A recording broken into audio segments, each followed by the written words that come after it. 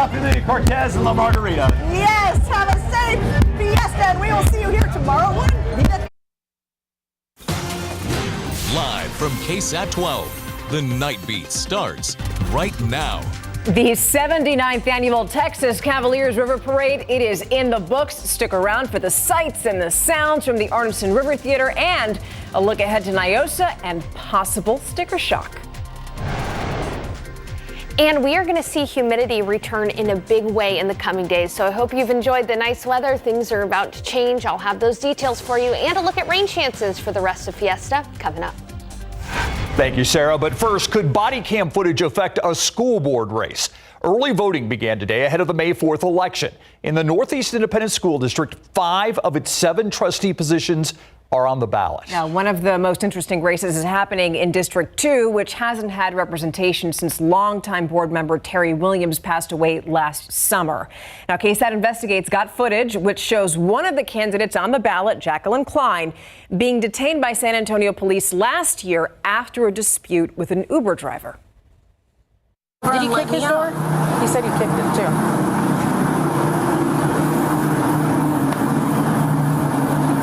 Remember? Or did you? After he threw me out of the car, I might have done that.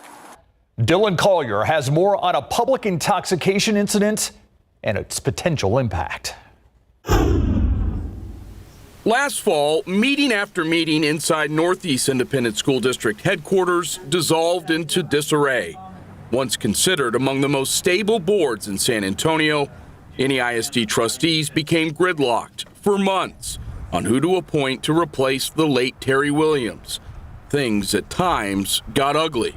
Can I ask, is this meeting today about supporting someone for D2, or is it a personal attack on a fellow trustee? No, actually what this is trying to determine your fitness to actually carry on with this vote. The board eventually agreed to allow the voters to decide. 3 of the original 4 finalists for the seat, Dr. Rhonda Rowland, Tracy Shelton, and Jacqueline Klein, formally entered the race. Each has publicly laid out their argument for why they believe they are the best candidates. I think that my experience and my understanding of how schools work is something that will put me in the lead. The board also has this opportunity that's not necessarily written to demonstrate for our students who we want them to be. Klein described her priorities on her official Facebook page earlier this month. I am running on 3 core issues. My S's. Safety. I want to ensure both students and teachers are safe, not only in their classrooms, but from external campus threats. That campaign video He's a Uber driver. offers a far different snapshot of Klein than her behavior during this drunken encounter with San Antonio police in May. He's like, you slammed my door. You need to get out of my car. Officers responded to a gas station near the airport after receiving a call for an assault in progress. An Uber driver told them he picked up Klein from a nearby bar, but quickly ended the ride after she became verbally abusive. Once she got out of his car, he said she spit on him and attempted to damage his door by kicking it. I don't mind helping people out, but I ain't going to want nobody spitting on me. Klein, who denied spitting on the man, told police she might have kicked his door. One officer said no spit marks were present, while another said there were. Like, seriously, this is what happens when you call an Uber. I'll get in my car and take my chances. Probably shouldn't do that. Well, no, I shouldn't have done that, and that's why I got in the back of an Uber, and then I deal with a sucker like this. Police detained Klein for public intoxication, but declined to arrest her, instead opting to drive her to the city sobering unit. We're going to take you to the detox. You stay there for 3-4 hours, just sleep it off. SAPD records show Klein's blood alcohol level at the drunk tank was .204. The candidate telling KSAT in a written statement, quote, I admit I was intoxicated on the night in question, and I offer no excuse for that. This is why I was responsible and called an Uber. I was not driving. I was detained but not arrested. Nonetheless, I apologize to all of the people who have shown confidence in me. This will not happen again, end quote. I don't want to speak on that. Rowland refused to address the incident, telling KSAT each candidate should be judged on her own merits. Shelton, meanwhile, delivered this strongly worded message. It means raising your hand when you do something wrong and saying, that was me. Let me make amends. It means sitting down when you should sit down and allow someone else to step forward because, for whatever reason, you're not ready or it doesn't represent what we want for the moment. I was like, well, then let me out of your car. This guy is a dip. Got all over there. He was so afraid of me that he couldn't leave. Klein at first agreed to speak with KSAT, but said the focus would need to be on issues impacting her district. Those were conditions we weren't willing to abide by.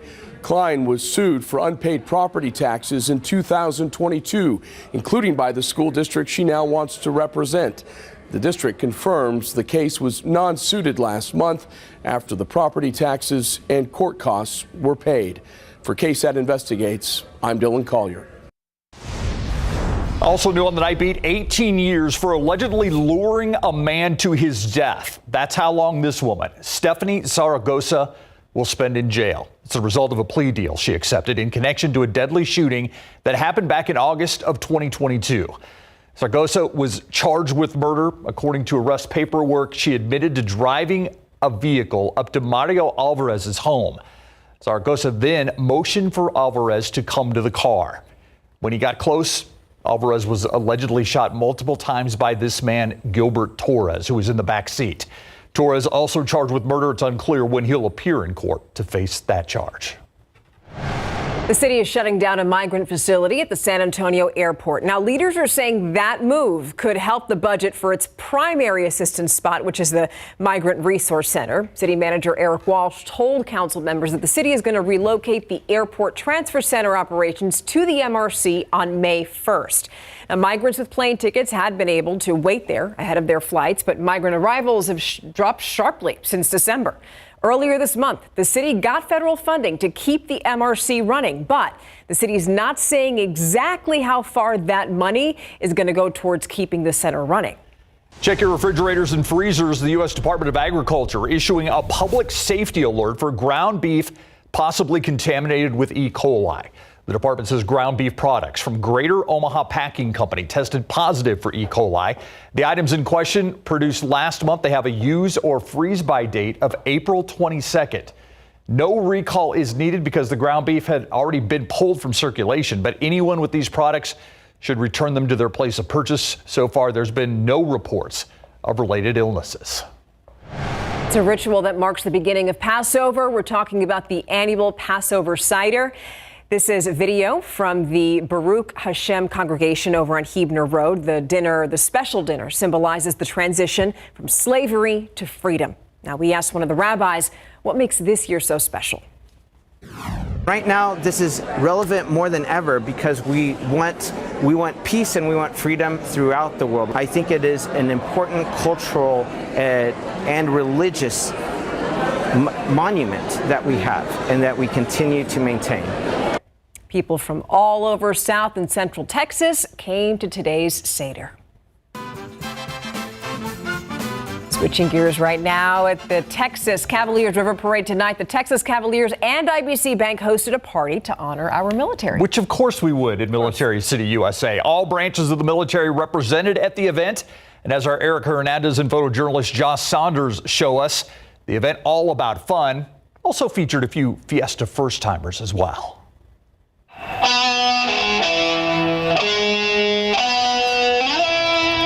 It's always a great event, and I've been on the actual parade route before, so it's kind of neat to see the different sides of it.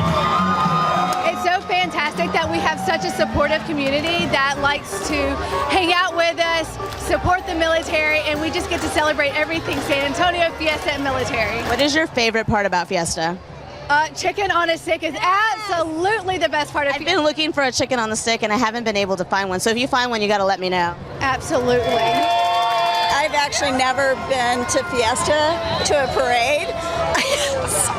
I'm relatively new to San Antonio, and everybody is so excited to come. It's a great group. Since this is your first time, I'm going to have you do something for me. Are you ready? When I count to 3, I'm going to need you to yell Viva Fiesta. You ready? 1, 2, 3. Viva Fiesta! Viva Fiesta! Viva Fiesta! Viva Fiesta! See? It's fun. There's still a chance for you to enjoy a special party at the Battle of Flowers and Flambeau Parade. Scan one of these QR codes to buy tickets. They include assigned seating along the parade route, food, drinks, the chance to hang out with some of the KSAT News staff. And while you're at it, you can also sign up to be a KSAT insider to be the first to get access to special events like these in the future. Awesome. And a quick programming note, tonight's regularly scheduled ABC programming, this didn't air because of KSAT's Texas Cavaliers River Parade coverage. So instead, American Idol, that's going to air tomorrow morning at 1. Also, the interrogation tapes, a special edition of 2020, that's going to air Wednesday morning at 2:30. The Fiesta fun is in full swing and the good times are rolling and not slowing down for anyone. But tonight on Nightbeat, we do talk to some Fiesta goers about some of the headaches they've experienced this year. Before we head to break, we want to take a moment to say goodbye to one of our most beloved family members here at KSAT. That's Joe Arredondo, our photojournalist. A lot of us called him Joey. He suddenly passed away on Friday night from natural causes. Joey had a wonderful work ethic and a wonderful smile, as you see there, and a great sense of humor. Yeah, he lit up every room. I don't think I ever saw him in a bad mood. Joey, you will be missed, my friend. We love you.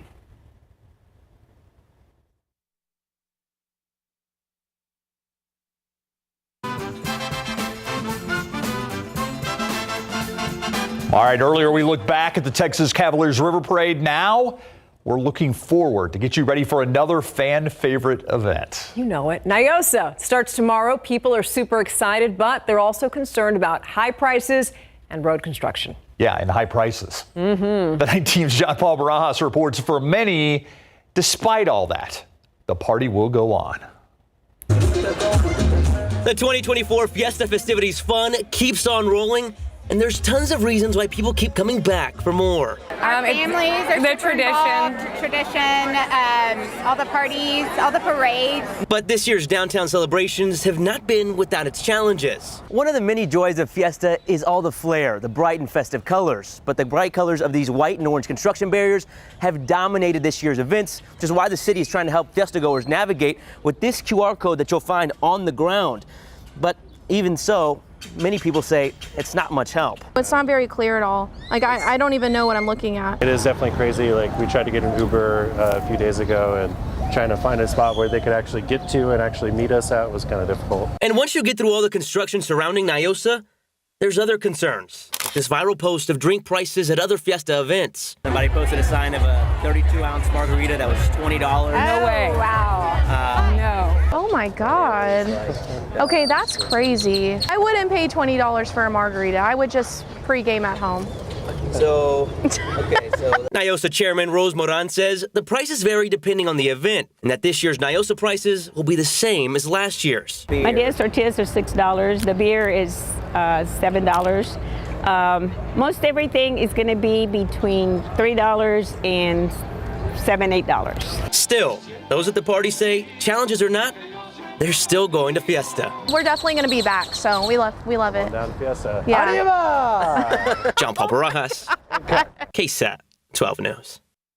Chicken on a stick, a bargain at any price. We'll be at NIOSA tomorrow. And by the way, if you're looking to plan for the traffic, we do have a list of all the closures downtown on our website, KSAT.com.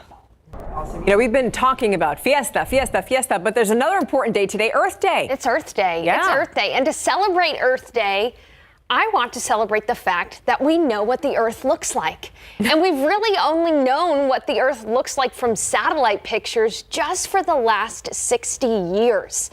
you kind of take it for granted when you think about it. In fact, here is a look at some of the first television images from the first weather satellite called TIROS-1.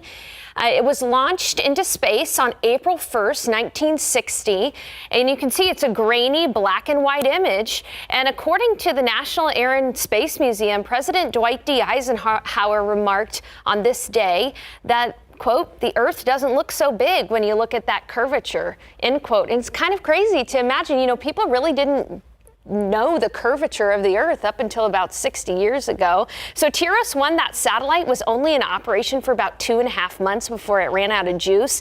But as of 2024, it still remains in orbit. It's still up there. And fast forward 4 years later, and this is the first complete view of the world's weather from TIROS-9 back in 1965. So very quickly we saw advances in technology, and this is what the satellite looks like today. This is the GOES satellite. You can see individual clouds. Not only can you see the clouds, you can see lightning, you can see dust, you can see everything, and these help us to forecast and imagine what it would be like if we didn't have this capability. It's amazing that we have that. Speaking of forecasting, let's get to the forecast. Here's a look at the satellite, not the satellite, this is a look from the ground. This is a look at the time lapse of the day today. We got up to 74 degrees and our morning low was 52. It felt great today because of the low humidity. Dew points are still low. They're right around 50 degrees, which is pleasant, but you look a little bit into the future and that high pressure system is going to be funneling a Gulf of Mexico moisture into San Antonio, so that by Wednesday, it is going to be very humid outside. In fact, I expect daily drizzle in the morning from Wednesday all the way through Friday. As we look at your KSAT 12-hour forecast for the day tomorrow, humidity will increase, but you won't necessarily notice it too much. So one more nice day. We'll start off with clouds at 62 degrees. We'll get up to 70 degrees around noon, and then in the afternoon, partly cloudy and 77 for the high. Out closer to the border, out to the west, it is going to be warmer. In fact, it'll be 86 in Del Rio and 82 in Eagle Pass. But temperatures generally in the mid-70s, upper 70s around San Antonio, still cooler than average. Again, a nice day tomorrow, but the humidity returns on Wednesday. As far as decent rain chances, in addition to the drizzle, we only have a few opportunities for some storms, mainly on Friday as that low approaches, and then again on Sunday. But the main core of the energy is going to be too far to the north. So because of that, we only have isolated storm chances on Friday and Sunday. I know what you're thinking, Battle of Flowers on Friday. That storm chance is mainly for the afternoon and evening after the parade, but I do think there could still be some drizzle for the start of Battle of Flowers, so keep that in mind. Otherwise, it's going to get warmer, high temperatures near 90 degrees. And a look outside with live cam right now. It is a wonderful evening. Man, they had some great weather for the river parade with that low humidity out there. Yes, they did. It's going to be hot the rest of the week. Yeah, well, hey, if you went to the river parade, I hope you enjoyed it. Yeah. All right, the Cowboys off season, Larry, they didn't do much in free agency. Nope. The draft is coming up. It's expected they'll probably take a running back. I mean, what's the view here? Well, so Jerry Jones said that he's all in for 2024, right? But so far, Cowboys fans are thinking he's all out because he really hasn't done that much. So how about QB1 Dak Prescott? Is he puzzled about the Cowboys offseason? And in baseball, Jordan Westburg had himself a hot bat last week for the Orioles. Coming up.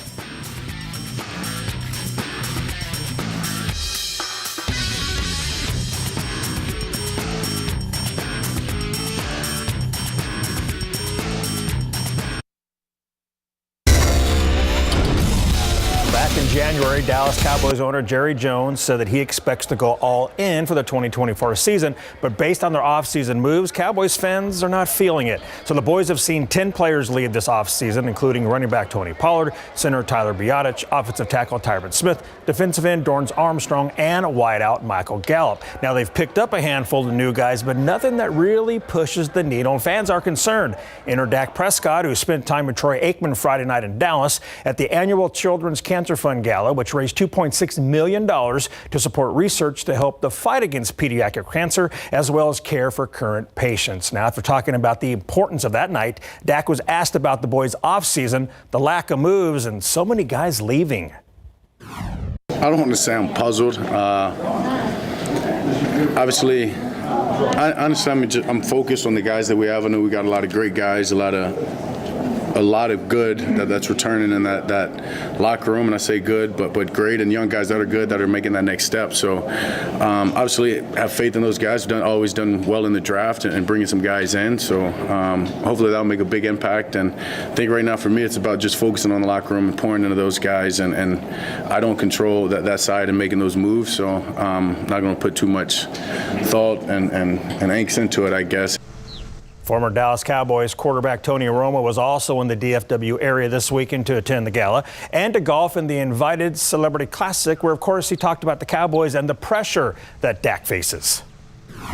A lot's on the plate of the quarterback for the Dallas Cowboys for Dak. He's going to take the brunt of it like most quarterbacks do in any city. It takes a really good combination of coach, player, team, and sometimes a random bounce of a ball, which you don't want to depend on. No, you don't. Romo, who finished 9th at the Celebrity Classic, said that golf is his joyful obsession. Yesterday, Spurs star Victor Wembanyama was named the finalist for Rookie of the Year and Defensive Player of the Year. Wemby finished the season ahead of all rookies in points, rebounds, and field goals made. He's the overwhelming favorite to win Rookie of the Year. During his season-ending exit interview, Wemby was asked what is he most proud of from his rookie season. What I'm most proud of, I'd say, is there's a couple things. One thing that I just like is having those unique stat lines, for example, in wins, that people have never done before, and also being leading rookies in most categories and leading the league in blocks. I'm pretty proud of this, and also things like this. And check it out. The Athletic posted the results of its annual Anonymous Players Poll. And when asked who's the best defender, Victor finished first with 15.2%. Drew Holiday was second at 12.9%. And Rudy Gobert, who's favored to win Defensive Player of the Year, came in 6th place with 6% out of 132 voters. And when asked if building a roster from scratch, who are you going to sign? The 136 players who voted put Wemby at the top at 27.9%, followed closely by Nuggets big man Nikola Jokic at 27.2%. In the NBA playoffs tonight, we have two final scores. The Cavs beat the Magic 96-86 and lead that series 2-0. The Knicks edged the Sixers 104-101, taking a 2-0 series lead in that one. And in the WNBA, the Indiana Fever exercised the 4th-year option on the rookie scale contract of Nalissa Smith. The East Central alum and Baylor great has averaged 14.5 points and 8.5 boards per game in her 2 years with the Fever. She was the number 2 overall pick in the 2022 WNBA draft. Jordan Westberg had a hot week for the Orioles and wins an honor after the break. The high school baseball regular season is coming to an end this week, and teams like the Steel Knights are looking to solidify their spot in the playoffs. The Knights are over at East Central tonight, where it was also Teacher Appreciation Night. Big clap for all of them. Now, still didn't waste any time getting on the board as Aiden Wells' lines went down the right field line. That'll bring in Andrew Chope from third base to make it 1-0. Then in the 4th, Grant Hamilton gets through the infield, and Colton Tolson was already coming home, and he adds to the Knights' lead, and Steel would go on to win it by a final of 3-1.